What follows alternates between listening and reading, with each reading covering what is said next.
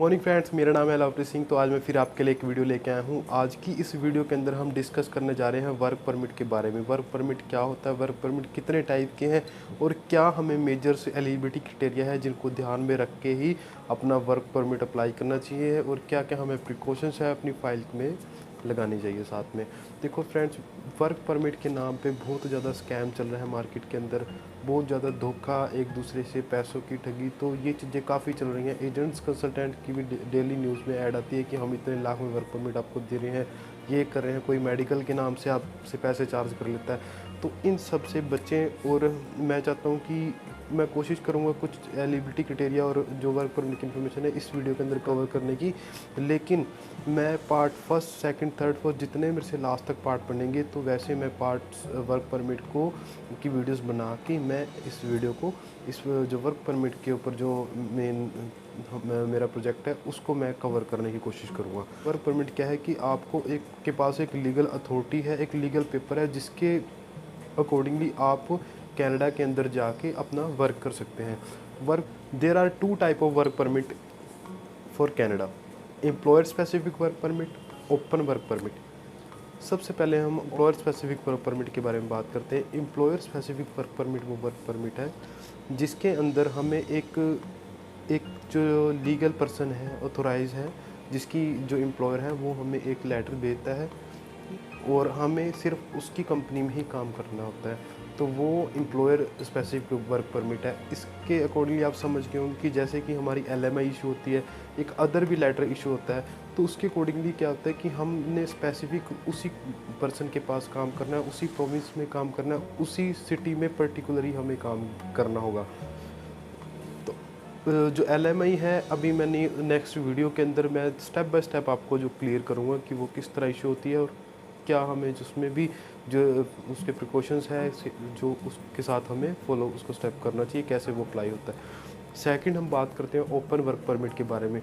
Open work permit is that जिसके अंदर हम कनाडा के अंदर जाएंगे, हमें LMI जो भी हमारे जो पेपर्स हैं वो इशू होंगे, और उसके साथ हम कनाडा के अंदर किसी भी प्रोविंस में, किसी भी सिटी के अंदर, किसी भी एम्प्लॉयर के पास जाके अपना जो है काम कर सकते हैं।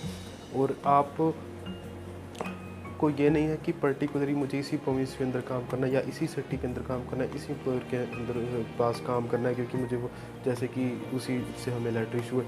ऐसा नहीं है। हमें ओपन परमिट से कि हम कहीं भी जाके किसी भी प्रोविंस के अंदर उस प्रोविंस की रूल रेगुलेशंस फॉलो करके फिर आप वहाँ पे जो है ओपन परमिट के साथ काम कर सकते हैं। तो अब बात करते हैं कि कुछ मेजर एलिजिबिलिटी रिक्वायरमेंट्स हैं जो हर एक पर्सन को फॉलो करने होंगे, चाहे वो एक स्पेसिफिक एम्प्लॉयर वर्क परमिट हो या फिर ओपन वर्क परमिट हो। अब जो है एलिजिबिलिटी क्राइटेरिया की बात करते हैं, एलिजिबिलिटी रिक्वायरमेंट्स की बात करते हैं। There are some specific requirement जो डिपेंड करता है कि आप अपना वीज़ा कहाँ से और कब अप्लाई कर रहे हैं। बट रिगार्डलेस आप अपना वीज़ा कहीं से भी अप्लाई कर रहे हो, you should follow this following requirements. तो चलिए फर्स्ट रिक्वायरमेंट की बात करते हैं। Prove to the visa officer you will leave Canada when your work permit expires. जब आपका वर्क परमिट एक्सपायर हो जाएगा तो आपको फाइल के अंदर ये प्रूव करना है कि आप कनाडा को लीव करोगे। ये अब वीज़ा ऑफिसर को इस तरह से सेटिस्फाई करना है। आपको डॉक्यूमेंट्स के यहाँ वहाँ पे कोई इंटरव्यू नहीं है कनाडा के अंदर, आपको डॉक्यूमेंट्स ही इस तरह के जेन्युइन लगाना पड़ेगा जिससे आप वीज़ा ऑफिसर को प्रूव हो जाए कि आप कनाडा लीव करोगे। सेकंड रिक्वायरमेंट की बात करते हैं तो you should have enough funds for you and your family. आपके और आपकी फैमिलीज़ के लिए, जिसको आप इंडिया में या कहीं भी किसी और कंट्री से अप्लाई कर रहे हो, तो वहाँ पे उनके पास ऐसे जो है सफिशेंट फंड्स हैं, कोई इनकम का सोर्स है जिससे आपकी फैमिली को कोई प्रॉब्लम नहीं होगी। उनकी वो भी जो है अपना सर्वाइव कर सकते हैं अगर आप कनाडा में काम करते हो। और आपके पास भी फंड्स होने चाहिए आपकी टेक केयर्स के लिए, आपके ट्रैवल्स के लिए, आपके टिकट्स के लिए, जो भी आइटनरी जिस तरह भी आप वहाँ पे रहते हो, तो आपके लिविंग एक्सपेंस के लिए भी आपके पास भी प्रॉपर फंड्स होने चाहिए। थर्ड जो रिक्वायरमेंट की बात करते हैं कि आपके ऊपर किसी भी तरह का कोई क्रिमिनल रिकॉर्ड्स ना हो।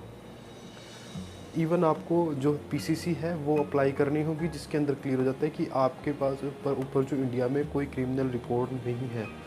पीसीसी कैसे अप्लाई करनी है वो मुझे आप मेरे कॉन्टैक्ट नंबर पे या मुझे व्हाट्सएप, इसी नंबर पे व्हाट्सएप चल रहा है उस पर कॉल करके, व्हाट्सएप मैसेज करके मुझसे कंफर्म कर सकते हैं। मैं आपको बता दूंगा कि पीसीसी कैसे अप्लाई होती है। फोर्थ पॉइंट की बात करते हैं तो आपकी जो हेल्थ है वो ठीक होनी चाहिए।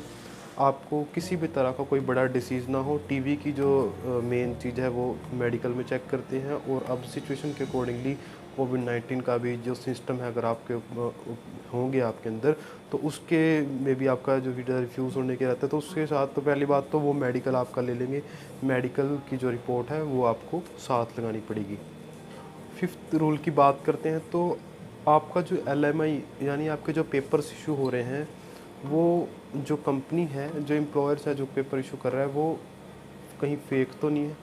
उस कंपनी को मेल करके दे चेक करिए, उन्हें कॉल कीजिए, उनकी वेबसाइट चेक करिए कि ये कंपनी कब से काम कर रही है, कनाडा में एग्जिट करती है, इनके ऊपर किसी भी तरह का बैन नहीं है। ये कैसे चेक करेंगे कि कंपनी लीगल है कि नहीं? क्योंकि गवर्नमेंट ने सीआईसी की वेबसाइट पे एक जो है लिस्ट जारी की हुई है, जिसके अंदर जिन जो ब्लैक लिस्टेड कंपनी है या जिन कंपनी के ऊपर कनाडा ने बैन लगाया है, वो भी उन्होंने उसके अंदर शो की है उनको किस रीज़न से और कितना उनका बैन लगा था। तो वो उन कंपनियों को भी हमें आपको ध्यान में रख के फिर अपना जो कनाडा का जो वर्क परमिट अप्लाई करना है। और सिक्स्थ की तो मैं बात करता हूँ कि बाकी के जो डॉक्यूमेंट्स है, आपको वीएफएस की जो चेक लिस्ट है जो कनाडा गवर्नमेंट की साइट से, वहाँ पे भी आपको चेक लिस्ट मिल जाएगी। जॉब की आपको Aadhaar card, PAN card, forms, main form, family info, वो जो है वो तो मैंडेटरी है ही है, वो तो आप चेक लिस्ट के अकॉर्डिंग भरोगे। ये कुछ मेजर रीज़न थे जो आपको अपनी प्रोफाइल पे फोकस करने हैं। आपको उस तरह से व्यू करना है वीज़ा ऑफिसर की तरह से कि क्या मैं अपना वीज़ा ले सकता हूँ। ये सारी रिक्वायरमेंट्स आपको ध्यान में रखनी है।